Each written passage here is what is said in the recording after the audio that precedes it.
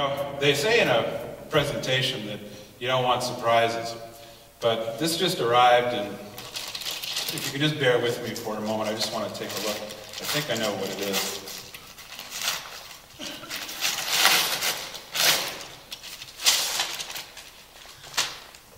Yeah. No, sorry.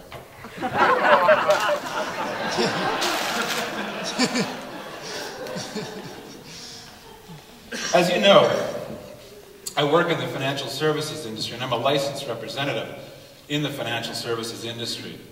I wanted to tell some jokes about banking tonight, but as a licensed representative in the financial services industry, I'm required to have anything that I say in public approved by the regulators before I say it. So I wrote to the Canadian Bankers Association and explained what I was going to do, and I asked them if they could send me a list of all the things that I was not to joke about when it came to banking. I don't want to get in trouble. I don't want to get on the wrong side of the regulators. I mean, remember what they did to Martha Stewart. So you got to bear with me. Obviously, I just got this. So before I start making jokes about banking, I just got to see what I'm not allowed to talk about. And,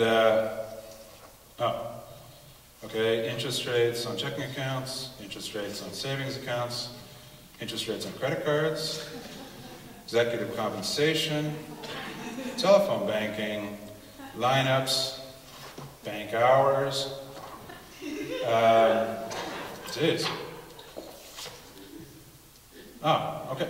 Well, as it turns out, there's actually nothing funny about banking.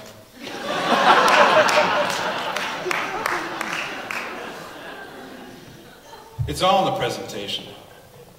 When you're talking to people, and we've talked about a variety of different subjects, but it really doesn't matter, because they say that what you want to try and do is pull things together and make people feel good about themselves. Well, the reality is this whole thing, bugs, police, beautiful people, women, men, it really doesn't matter. And the reason it doesn't matter is because, frankly, we're all going insane.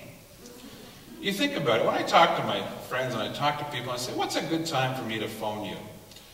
What they'll tell me is it doesn't matter. You can call me at 3 o'clock in the afternoon. You can call me at 3 o'clock in the morning. I'll be awake.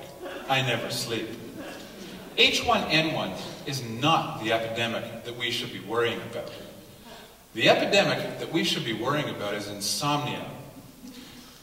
We have to check our voice messages, Twitter accounts, text messages, voicemail, email, Facebook, all this to stay in the loop. This is turning us into a society of manic, obsessive, compulsive nutbars. It's impossible to stay in touch with all of this and do this, decide that. It's impossible. What has happened to us is we're going slowly insane. You know, studies have shown that 50 years ago, the people living today make more decisions before breakfast than people living 50 years ago made in a month. And let's think about that. 50 years ago, when somebody went shopping for cereal, they had two choices, Cheerios and Rice Krispies. And they didn't put the ingredients on the box because they were secret ingredients and none of your freaking business. And something else they did. So frankly, nobody cared. Nobody cared about their health 50 years ago. I mean, think about it. 50 years ago, cigarettes were recommended by doctors as a way to reduce stress. When the cereal companies were marketing their cereals, they didn't talk about how good it was.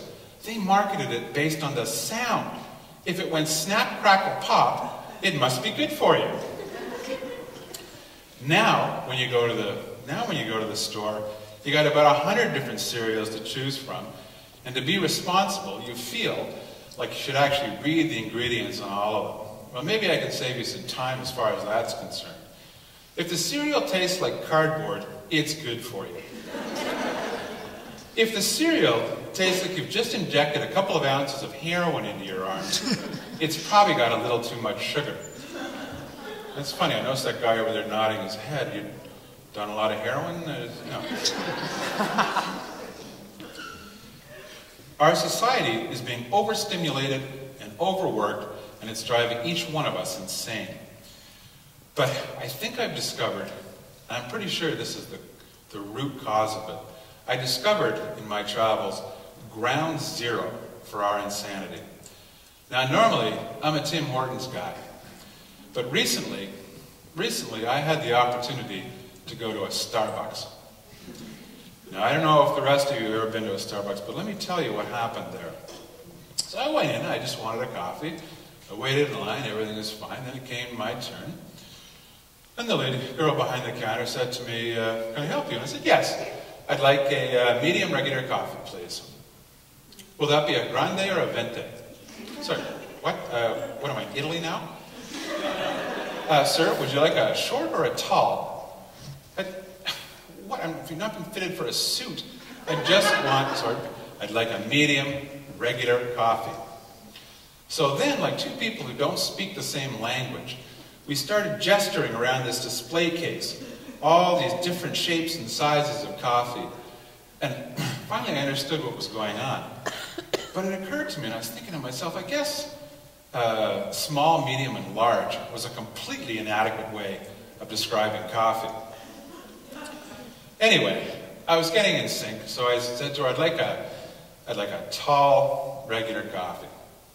Fine, will that be bold, mild, strong, Arabic, African, Colombian, special blend?